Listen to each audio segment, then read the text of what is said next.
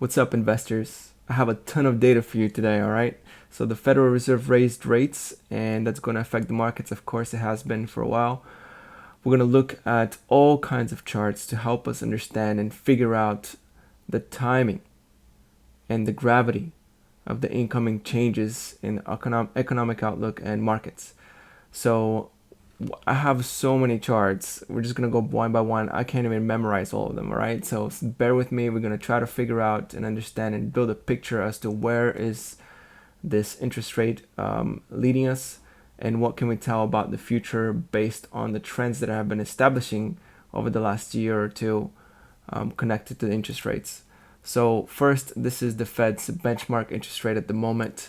The grayed out areas are recessions.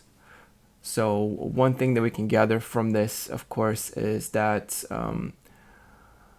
the recessions usually mean an end to interest rate hikes, and interest rates only go down after the recession begins. So we may not know that we're in recession until later. We may find out that we're in recession well after the first rate hikes have been cut and reversed. The last rate hikes have been reversed, okay? And the Federal Reserve begins to lower them.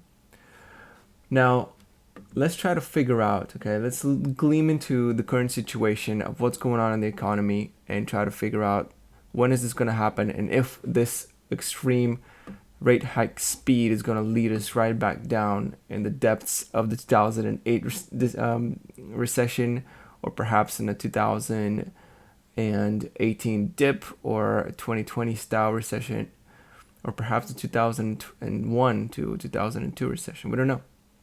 Let's try to figure out. So first, let's take a look at the wage growth. Okay, basically the most stable number that's been propelling economic growth in the last few months, or even the last couple years. And that just happens to be, especially the lower end job growth and wage growth.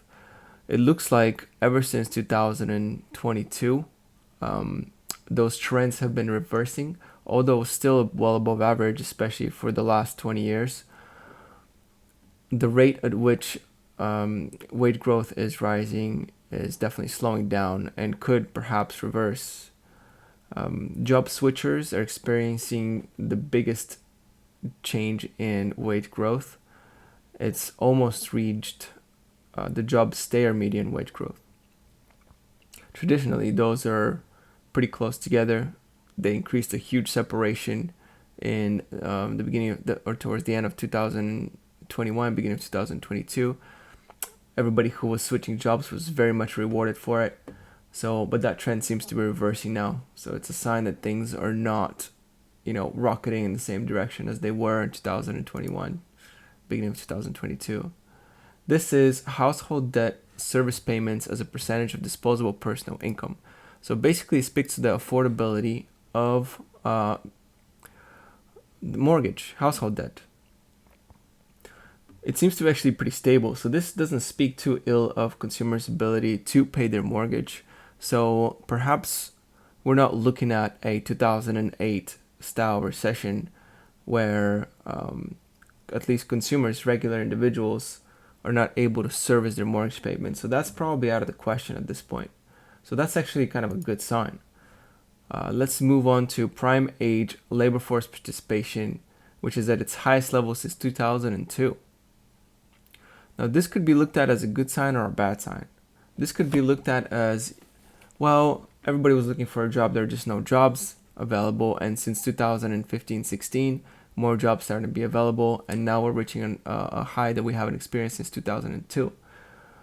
However, it could also be looked at in a different way. Okay, it can be looked at as, well, people are having to go to the labor force because they're running out of savings, because the higher interest rates are draining their accounts, or perhaps for whatever reason the economy is not doing as well, so they're having to go back out of retirement into the workforce. So it could be looked at in many different ways. So this is not necessarily good or bad news. Perhaps we need more data to figure out what that means. These are rents which are shy of their record high in June, which was 2,053. Now, these are median rents in the US. The median rent is 2,029, on the way back up from late 2022. In 2023, they've been rising. More data on rents. This is a rent by property type. One thing we can see is the bifurcation of rents for 3-bedroom homes versus apartments, 1-bedroom apartments. The lower end housing, the lower end shelter has actually been decreasing in rent, while the more expensive 3-bedroom home has been increasing. Now, what does that tell us? Well, perhaps it tells us that the people who are a little bit better off, they can afford these more expensive homes, are not suffering nearly as much as the lower class, perhaps, of individuals that are having to rent out 1-bedroom apartments. Now, obviously, we're just talking about an aggregate. It's not an individual assumption. So the story has been that the lower end worker has been doing a lot better since the wage hikes. But if they're not bidding up the 1-bedroom apartments, there's a little bit of discrepancy there. There's a little bit of weakness. So are they really that better off than they were prior to 2020? Let's move on and talk about rent some more. Year-on-year change in national rent index. Well, this is pretty interesting. Look at this peak in late 2021, early 2022. To be frank, I don't know exactly what is the components of the national rent index, but either way, it's going down and it's negative. So, if you want to do the research on your own of what the components are in this index, you're welcome to. I assume it's some kind of affordability versus price situation. But I just thought that put it in there just for visual for you guys to get motivated to do some work on it as well. Apartment list national vacancy index since 2019. So again, we're looking at apartments, and the vacancy list is as high as it was in 2019. So vacancy means that people are having trouble renting out that lower apartment. So this speaks consistently with the other charts where the lower end renter is struggling. They're not willing to bid up the high prices of the apartments, and these prices have to drop because the vacancies are going to increase, and the owners of the apartments are going to have to lower the price for rent. So rents could be coming even further down for the low-end renter. Moving on, let's talk about credit cards. So credit cards is, an issue that was kind of personal to me in 2005, 6, 7, before the market crash, where I personally racked up a lot of credit card debt. And then once the interest rates got so high, it got prohibitive for me to actually keep that much debt on the books, if you want to call it that way. And I had to aggressively start paying it off. In fact, because I wasn't willing to pay a higher interest rate, the credit card company prohibited me from using my credit card and said I have to pay that off on the spot, or at least in payments if you wanted to keep my old interest rate, and I was not able to use the credit card anymore. And so that was a real big motivator for me to start getting off the couch and working harder to pay that off, which I did. But the moral of the story is that higher interest rates on credit cards change consumer behavior a bit, and not everybody does the same thing as I do. Perhaps many people choose to be, delinquent, or just don't have the ability to work, or whatever it is that's keeping them in that credit card debt, and things play out differently. So credit card debt is almost at an all-time high. However, the light blue line suggests that as a percentage of personal disposable income, it's actually not that high. So credit card debt, unlike 2008, perhaps will be not a center of attention. So far we got Mortgage is not going to be the cause. Credit card debt is probably not going to be the cause, even though it's an all-time high, although it could be a contributor. Let's move on. Consumer loans, credit cards and other revolving plans, all commercial banks.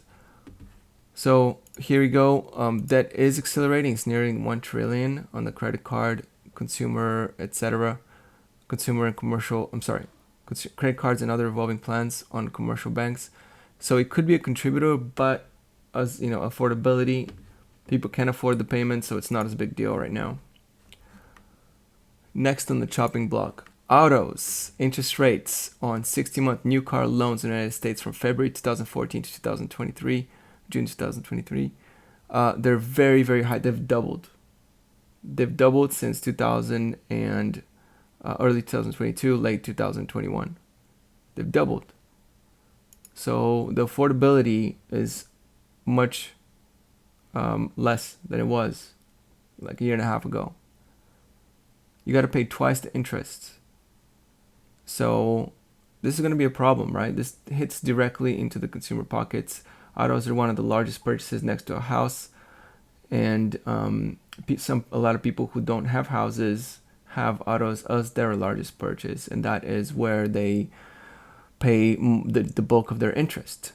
And so if these become more affordable, then we can see why the lower end consumer or individuals and renters are struggling. Like the interest rate on the autos is hitting their pockets hard. So if you want to buy a new car, you're gonna have to really, really pay up.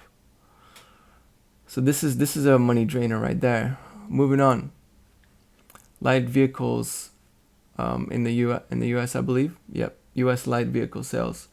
You can see how since 2021 in January, they've been in a decline. There's been a little bit of resurgence early this year, but this is just racking up more and more debt for these consumers. So this could have kind of a longer term downwards trend. You can see how it kind of peaked out in 2016-17, and it's been in a bit of a downwards trend. So this means pressure, right? If you can afford a new car, why wouldn't you buy it? You can always use a new car. Next chart, 30 years fixed mortgage rate. Now this one's tough here. The increase in mortgage rate not only makes it harder for people to buy new houses, but people with adjustable mortgage rates are going to be suffering. The percentage of people with adjustable mortgage rates is not as high as it has been in the past, so it's not as big a deal now because most people, at least in the United States, are running off fixed rates, right? The most popular loan is a 30-year fix, which is the one I have myself. However, internationally, it's not necessarily the same way.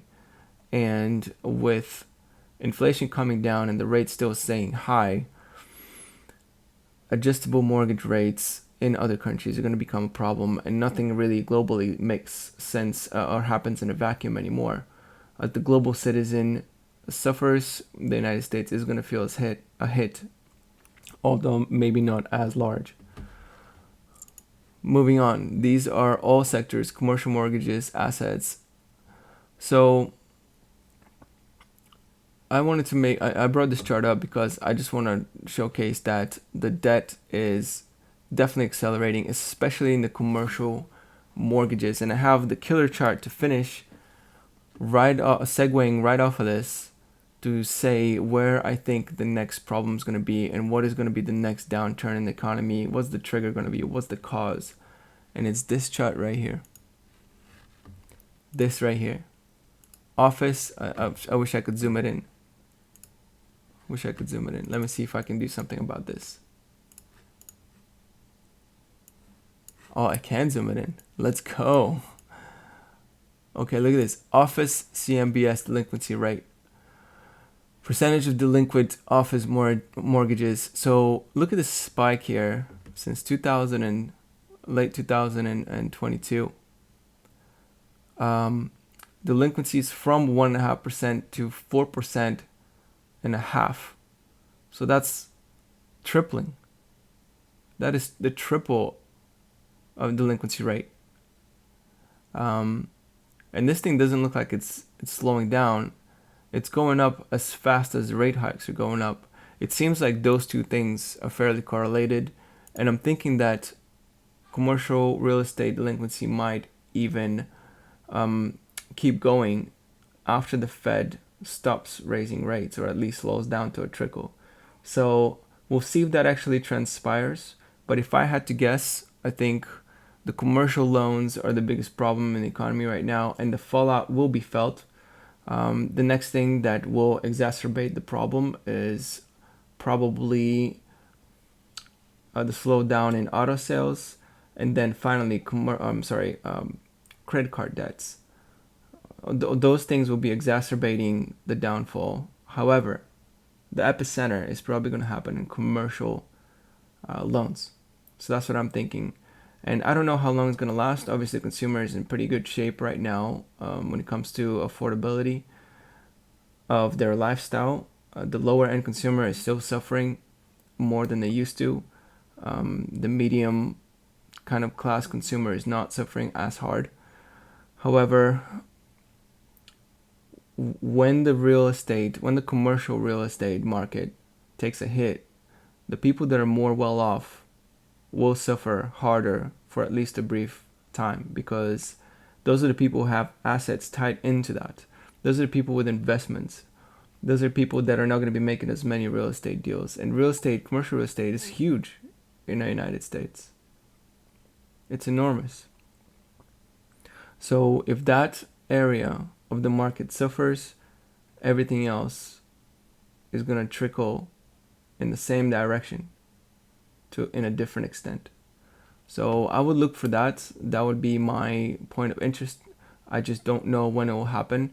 It looks like delinquencies are rising really hard, but I'm thinking maybe they'll have to double from here or triple from here to start causing some kind of knock-on effects on the entire business. So that's the number I would look for. All right, so I don't know the timing, but I think as far as the area of interest, that's what I'm looking at. Hopefully you got something out of this. If you have any comments on this, kind of like macro perspective, let me know in the comments below. Maybe I can learn something. I am not an expert. I'm just an individual investor just like you. Don't remember to do your own due diligence in all your investments. There are no recommendations in this video for any investment whatsoever. If you're confused about investments, period, you should consult professionals. All right, with that said, peace out.